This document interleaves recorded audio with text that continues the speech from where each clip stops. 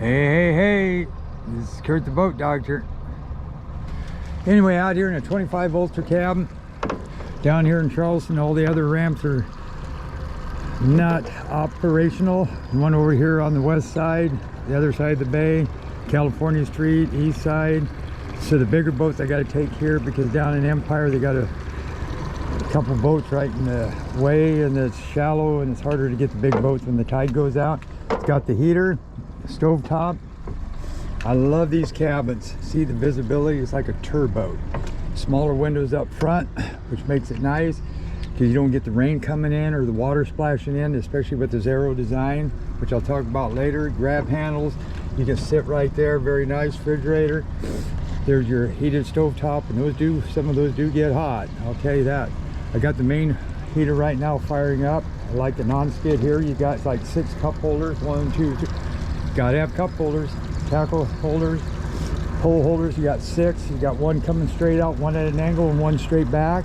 I mean, they even thought of that. Most of them just go like this. So you got your relays for your windlass. Those, make sure you tighten those up, but don't over tighten those. You break the seal. You got your ladder. You'll know if you forget it down, you're going to lose about 5 miles an hour. These must be heading out. These are the 200s, the left and the right.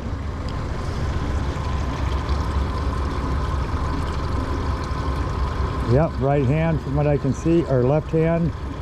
I should have checked. Good water flow. Inline 200, salt water protected. Zincs on every cylinder, zincs on the block. Zincs underneath the cab plate, zincs on the back of the bracket. You got freshwater flushes on these, but do not start the motor. They're on the side. I'll show you that later. Water flow is good. Stainless, 14 by 15s. Grab handles, pole holders, more cup holders, fillet table, bait box, flip up seats, handrail up on top. Your waste pump out right there. Hatch. Get into your. These are the spool style. These are a lot better. Look how clear that water is. Wow. Got the plow anchor. He's switching trailers, that's why I'm not too concerned about the trailer right now. You got your scoop, that's your drainage for your anchor box, and you got your pickup up underneath. There's strakes. And anyway, this arrow goes like this, and what that does is that, and then you got a double reverse up underneath on these holes. But look how high this sits up out of the water. This thing will turn on a dime, for one thing. Back up, pull up, very easy. Come in a windy day. Plow anchor is the way to go. The anchor nest is perfect. That tilts down like this, so it helps drop that. If you get a straight one there, sometimes you got to help the anchor. You got your lights on top, LEDs. You got the Garmin dual range. Probably a Phantom. Heavy duty, look at how beefy that is. Your winch hooks right there. But anyway, that aero design, that helps that water keep down and out, and that's what's so nice about these. And this is a 2500 radar stanchion. Just a beautiful package. Heavy duty tie bar. Your gas fills right there.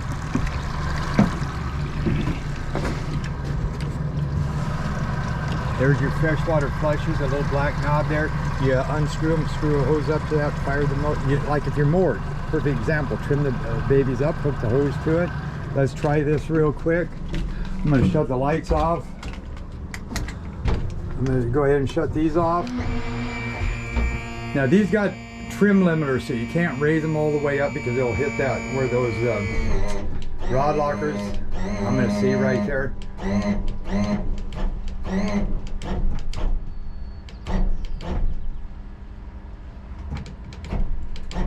Well, better go look. I don't want to smash the cowlings, but this is what will hit. But I got plenty of room. If you ever wanted to get by with that, these 200s aren't so bad. The guy could chop this thing off and re-weld it. Move these on the inside. So in the water, you're pretty goddamn close to getting these things up out of the water. You know, so if you're here, you can use a flush. Just hook them up, let the motors flush. Do not start the motors. That's a door. That's up into here. I can hear the heater going. And let me see. There, it does have the trim limiters on it. I hit it all the way. This is as high as they go, which is perfect. That gets you out of the water perfect. Actually, brings your intakes right above the water. Yeah. If you want a little bit more, just put a little extra weight when you're storing it up in the front, and that will keep that front down and lift the back up a little bit if you want to get it up another inch. Now that's nice thing about this thing, do is shut this damn door. You got auto bilge pumps in here, so now say it rain, say your bilge pumps quit, it's only going to go so high, and it's gonna, now we'll see if we got heat. I heard that fan going.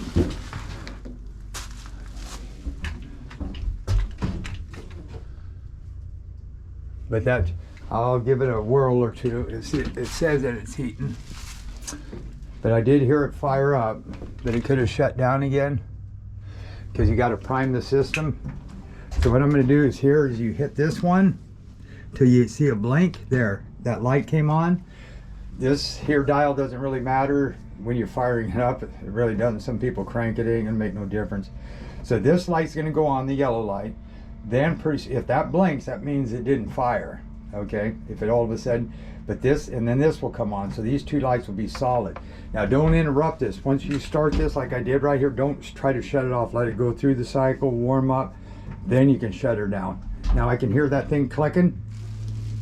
There, that means if you hear that thud, thud, thud, that means it's that fuel pump, pumping fuel. That's what you want to hear.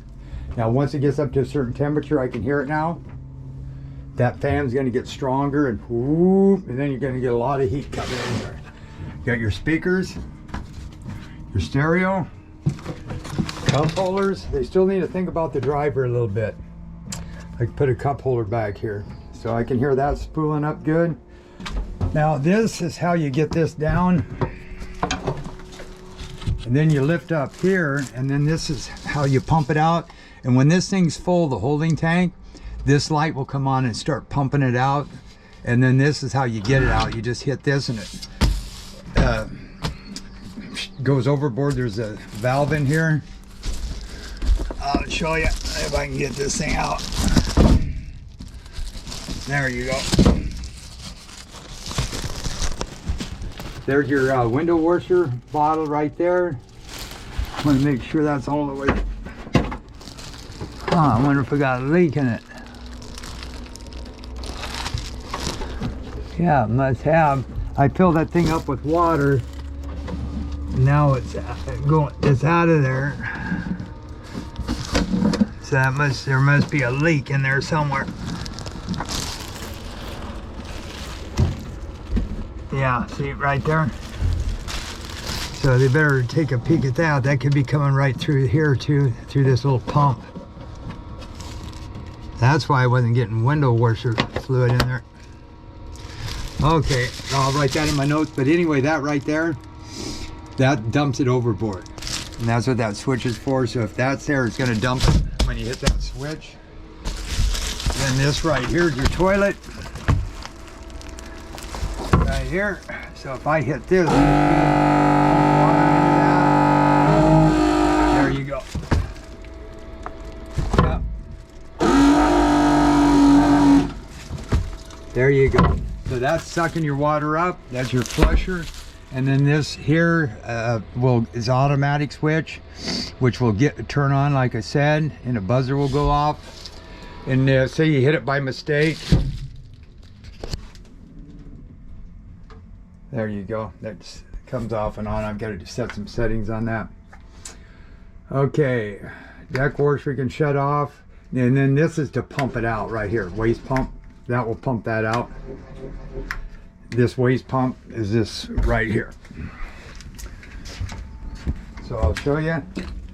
When I hit that switch, that waste pump is right here.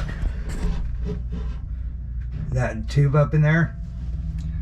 Now we did get a little water that could have been in there. I don't know. It could have been coming from up in there. And you got your seacog valves to shut off your bait box and your. How many minutes I got on here? 8. Okay, see what this is doing? See that warmed up, timed out. So now Monday, so I'm gonna just shutting down. There you go. So I gotta play with that a little bit. I got the stove. See, this is still trying to fire.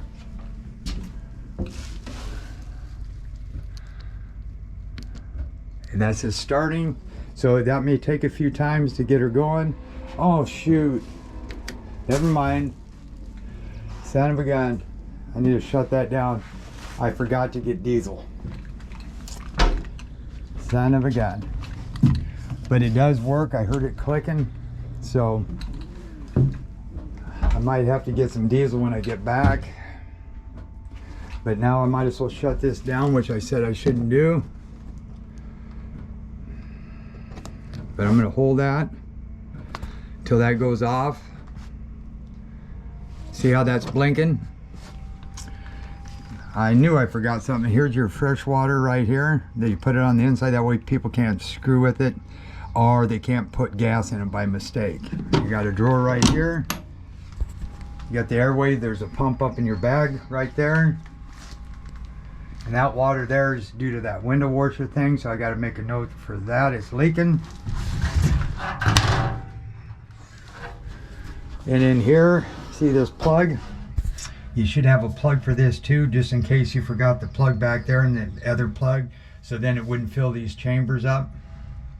So I would definitely get a plug in there. This is, you can take this out, and what happens then, it goes all the way from up there into here, into there, and that can pump out. But that plug back that's inside of that one, you want to make sure is in, because that's directly in the bottom of your boat. That's your pickup for your toilet. Your holding tanks up underneath here.